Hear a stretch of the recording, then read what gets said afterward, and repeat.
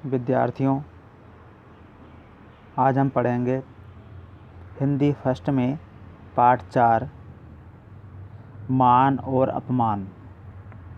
इस पाठ में देवताओं और राक्षसों के द्वारा किए गए समुद्र मंथन का वर्णन किया गया है। बहुत पहले की बात है, देवताओं और राक्षसों में युद्ध चलता रहता था, जिसमें देवता पराजित होते रहते थे। इसका मुख्य कारण था, देवताओं के हारने का मुख्य कारण था उनकी आपसी फूट, मतलब आपस में मेल जोल ना होना, उनकी आपस में एकता न होना इस हार का मुख्य कारण होता था। तो क्या होता है, जब देवता युद्ध में हार जाते हैं राक्षसों से, वह सभी देवता इकट्ठे होकर के देवताओं के राजा इंद्र के साथ विष्णु भगवान के पास जाते हैं। तब विष्णु भगवान उनसे कहते हैं कि अब तुम्हें कुछ बुद्धिमानी से काम लेना होगा, आपस में मिलजुल कर रहना होगा और कुछ समय के लिए ये युद्ध को रोकना होगा और राक्षसों को इस भ्रम में रखना होगा कि आप उनसे युद्ध नहीं करना चाहते हो। उनसे जाकर के मित्रता कर लो राक्षसों से और धीरे धीरे अपनी शक्ति को बढ़ाते रहो। इस तरह का ये सुझाव विष्णु भगवान ने दिया।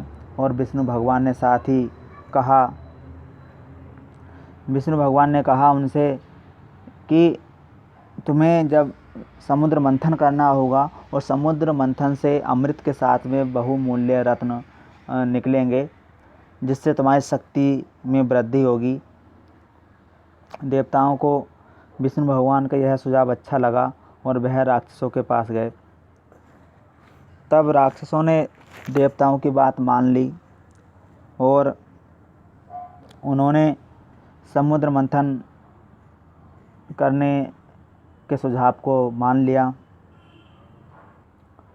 समुद्र मंथन के लिए देवता और राक्षस तैयार हो गए।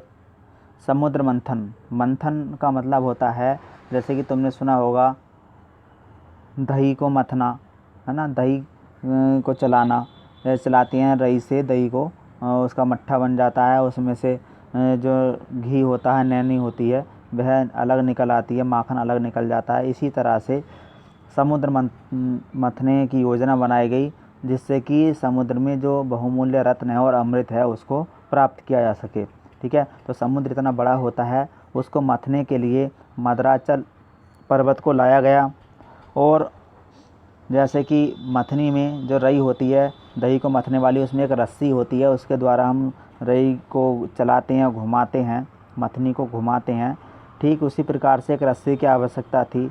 तो इतनी मजबूत रस्सी कहाँ से आए, तो रस्सी के रूप में प्रयोग में लाया गया शेषनाग को। शेषनाग को मद्राचल पर्वत के चारों ओर लपेट करके उसको रस्सी के रूप में प्रयोग किया गया और मद्राचल को मथनी के रूप में, अर्थात रई के रूप में। तो एक और देवता लगे और एक और राक्षस। जो देवता थे वह शेषनाग के फन की ओर लगे और राक्षस शेषनाग की पूंछ पकड़ी उन्होंने और उन्होंने समुद्र को मथना प्रारंभ किया। समुद्र मथने से उसमें से 14 रत्न निकले। क्या क्या निकला उसमें? लक्ष्मी, रंभा, हलाहल, वारुणी, अमृत, शंख, ऐरावत, धन्वंतरी, धनु, कामधेनु, कल्पवृक्ष, चंद्रमा, कौस्तुभमणि और उच्चैःश्रवा। ठीक है, ये 14 रत्न निकले। लक्ष्मी और रंभा, ठीक है, ये 2 देवियाँ निकली। हलाहल, हलाहल कहते हैं विष को। ठीक है, हलाहल नाम का एक विष निकला, जहर निकला। वारुणी, वारुणी कहते हैं शराब, दारू, मदिरा, मदिरा निकली। अमृत निकला, शंख निकला, ऐरावत हाथी निकला, धन्वंतरी देवता निकले और धनु, धनुष निकला, कामधेनु गाय निकली, कल्पवृक्ष निकला, कल्पवृक्ष जो सभी मनोकामनाओं को, इच्छाओं को पूरा करने वाला होता है, कल्पवृक्ष निकला। चंद्रमा और कौस्तुभमणि और उच्चैःश्रवा। उच्चैःश्रवा एक घोड़ा था, सफ़ेद रंग का सुंदर घोड़ा था, यह घोड़ा भी समुद्र से निकला। ठीक है, तो ये 14 रत्न निकले समुद्र से। अब भगवान विष्णु ये सब देख रहे थे क्षीर सागर में बैठे हुए। उन्हें ये चिंता हुई कहीं ऐसा ना हो कि अमृत देवताओं को ना मिले और राक्षस छीन करके ले जाएं। तब वह भगवान विष्णु एक सुंदर स्त्री का रूप धारण करके वहाँ पर पहुँच गए। जहाँ पर समुद्र मंथन हुआ था वहाँ पर भगवान विष्णु एक सुंदर स्त्री का रूप धारण करके, मोहिनी का रूप धारण करके वहाँ पर पहुँच गए। और उन्होंने क्या किया, बारूणी अर्थात मदिरा ली और मदिरा लेकर के सभी राक्षसों को पिला दी। मदिरा पी करके सारे राक्षस नशे में हो गए, मदहोश हो गए, बेहोश से हो गए, उन्हें कोई सुध बुध नहीं रही। लेकिन उन राक्षसों में एक राक्षस था जिसका नाम था राहु। वह बहुत चतुर और चालाक था।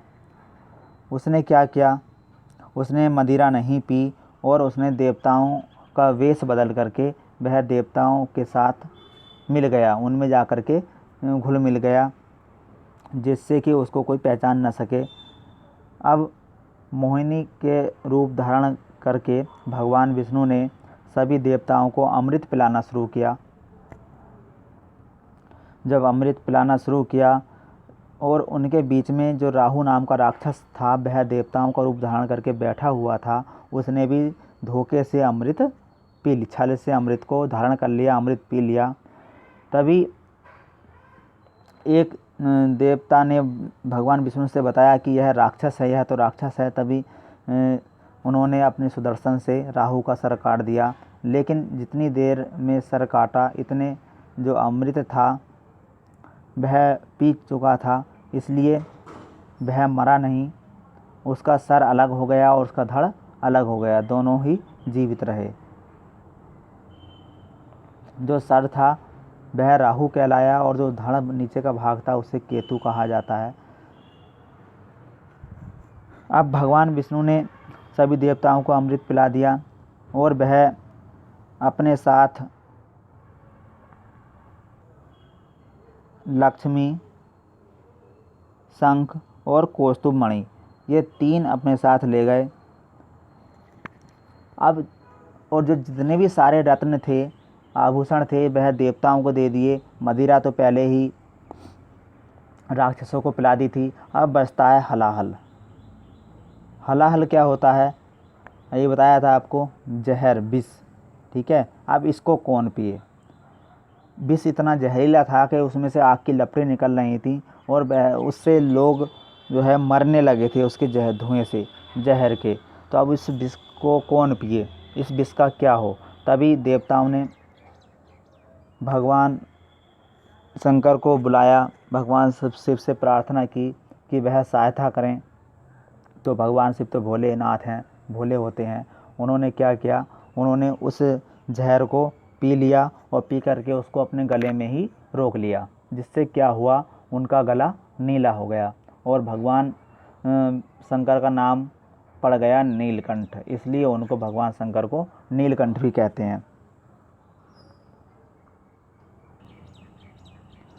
सभी देवता उनकी जय जयकार करते हुए कह उठे, भगवान नीलकंठ की जय।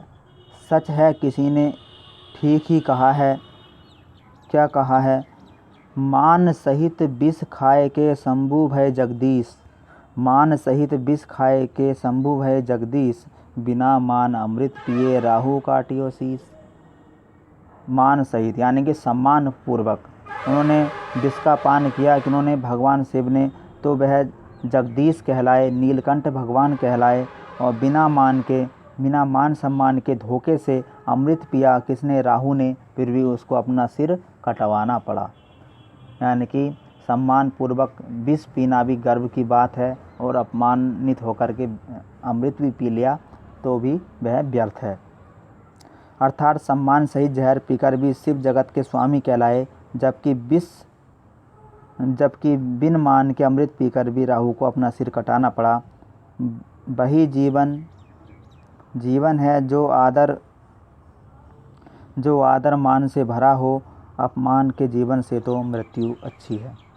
जीवन वही अच्छा है जिसमें मान सम्मान हो, आदर हो, सत्कार, जहाँ भी जाएं वहाँ आपका लोग सम्मान करें, वही वास्तविक जीवन है।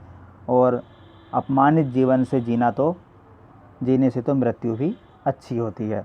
इसलिए मान सम्मान से जियो, ऐसे कार्य करो, ऐसे काम करो जिससे कि लोग तुम्हारा सम्मान करें, कोई तुम्हारी बुराई ना करे, तुम्हारा अपमान ना करे, तभी तुम्हारा जीवन सार्थक होगा। यही इस कहानी का उद्देश्य है।